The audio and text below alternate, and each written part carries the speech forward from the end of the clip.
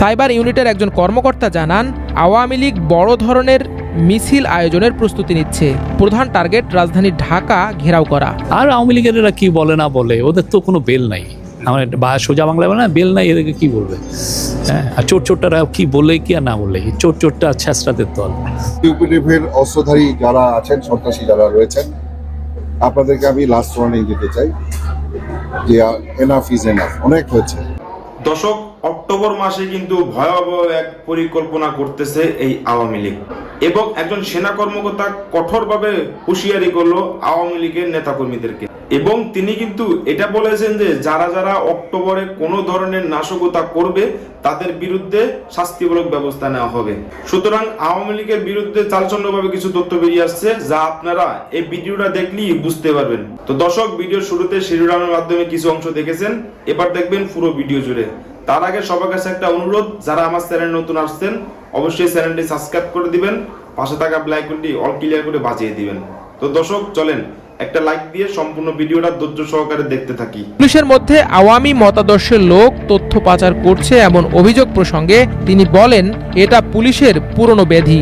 অধিকাংশ লোক পেশাদার, এর ভেতর 2-4টা লোক থাকে যারা ষড়যন্ত্র করে। এছাড়া দীর্ঘদিন একটা গোষ্ঠী ক্ষমতায় ছিল, তাদের আস্থাভাজন কিছু লোক ঘাপটি মেরে থাকতেই পারে, তবে এটা ক্রমান্বয়ে কমে আসবে। কিন্তু এরা যাতে কোনো প্রকার নেগেটিভ রোল প্লে করতে না পারে সে বিষয়েও খেয়াল রাখতে হবে।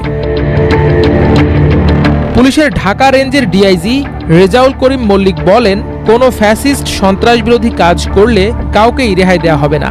আমার রেঞ্জের মধ্যে যদি কেউ এমন অপতৎপরতা ও ষড়যন্ত্র চালায় তাহলে সবাইকে আইনের আওতায় আনব।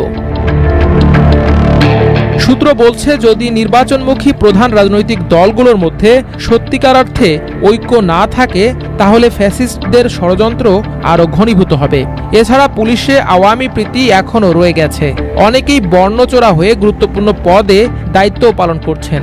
এদের মধ্যে যারা মাঠ পর্যায়ে আছেন তারা অনেকটা নিষ্ক্রিয়, ভালো কাজে তাদের কোনো আগ্রহ নেই। অভিযোগ রয়েছে এরা উল্টো পুলিশের বিভিন্ন গুরুত্বপূর্ণ মুভমেন্ট জানিয়ে দিচ্ছে আওয়ামী লীগের পলাতক নেতাকর্মীদের চ্যানেলে। ফলে প্রভাবশালী অনেক আসামি এখনও ধরা ছোঁয়ার বাইরে রয়েছে। তবে নাশকতা ঠেকাতে আগাম বার্তা পেতে কাজ করছে পুলিশের সাইবার ইউনিটগুলো। সাইবার ইউনিটের একজন কর্মকর্তা জানান, আওয়ামী লীগ বড় ধরনের মিছিল আয়োজনের প্রস্তুতি নিচ্ছে। প্রধান টার্গেট রাজধানী ঢাকা ঘেরাও করা। এজন্য প্রথমে রাজধানীর চারদিক থেকে হঠাৎ 1 ঘন্টার ব্যবধানে হাজার হাজার নেতাকর্মী ধানমন্ডি 32 নম্বরে জড়ো করা নিয়ে তারা বেশ সক্রিয়। পুলিশ এ সংক্রান্ত বেশ কিছু গুরুত্বপূর্ণ তথ্য সম্পর্কে নিশ্চিত হওয়ার পর পাল্টা পদক্ষেপ নিতে শুরু করেছে। পরিস্থিতি সামাল দিতে ডিএমপির ক্রাইম ডিভিশনের ডিসি, এডিসি, এসি, ওসিদের নিয়ে হোয়াটসঅ্যাপ গ্রুপে প্রতিনিয়ত নির্দেশনা দেয়া হচ্ছে। জরুরি জুম মিটিংয়েও সতর্ক করছেন ডিএমপির ঊর্ধ্বতন কর্মকর্তারা। মাঠ পর্যায়ে যারা কাজ করছেন তাদের সার্বক্ষণিক সতর্ক থাকতে বলা হয়েছে। এসি, এডিসি ও ডিসি সহ সিনিয়রদের মাঠে থেকে প্রত্যক্ষভাবে তদারকির জন্যও বলা হচ্ছে। এছাড়া বিশ্বস্ত অফিসারদের সমন্বয়ে একটি কোর গ্রুপ সময়মতো সঠিক গোয়েন্দা তথ্য সংগ্রহ, তথ্য বিশ্লেষণ এবং অ্যাকশন প্ল্যান প্রণয়ন নিয়ে কাজ করছেন।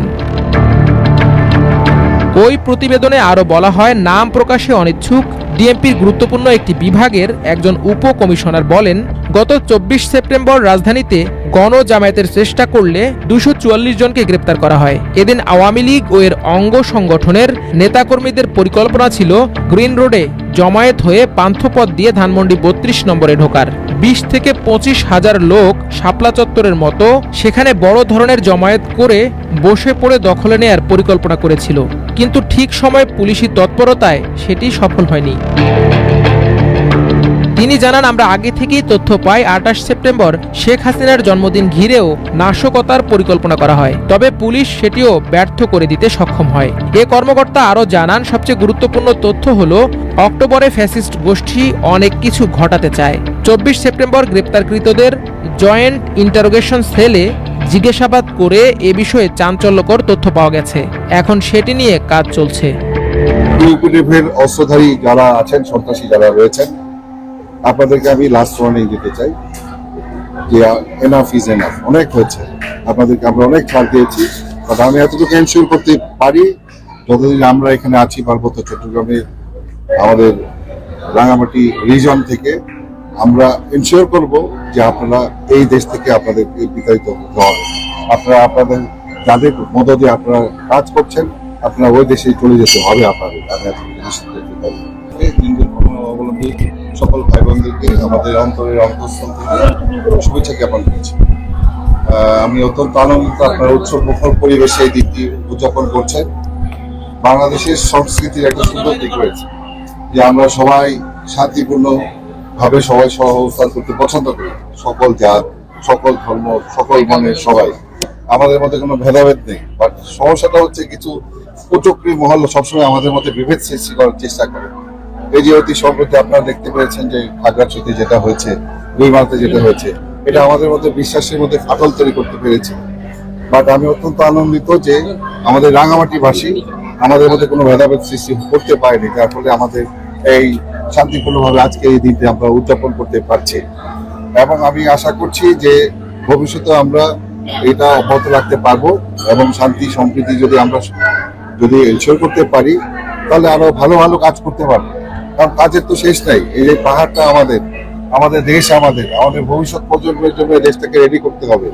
আমরা যদি শান্তি শৃঙ্খলা ঠিক মতো যদি এখানে থাকে তাহলে আলটিমেটলি আমরা ভবিষ্যৎ প্রজন্মের জন্য অনেক উন্নয়নমূলক কাজ করতে পারবো, অর্থনৈতিক কর্মকাণ্ড পরিচালনা করতে পারবো, ভালো শিক্ষার ব্যবস্থা করতে পারবো, যেন পাহাড়ের মানুষের জীবনযাত্রার মান উন্নতি হয়।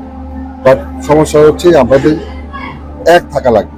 কুচক্রী মহলরা সবসময় চেষ্টা করবে যে আমাদের মধ্যে বিভেদ সৃষ্টি করার জন্য এবং আমাদের এই শান্তি শৃঙ্খলা নষ্ট করার জন্য।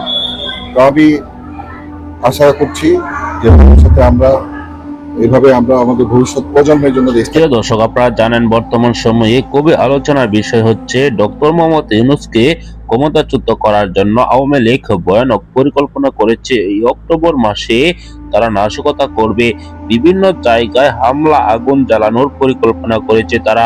এরকম ঘটনা শুনে ফ্রেশ হয়েছে তিনি বলছেন আওয়ামী লীগের বেল নেই, কিন্তু তারা অতীতে কোনো কর্মসূচি দিয়ে সফল না হতে পারলেও এখন তারা সফল হতে পারে, এটা কিন্তু বলা যাচ্ছে না।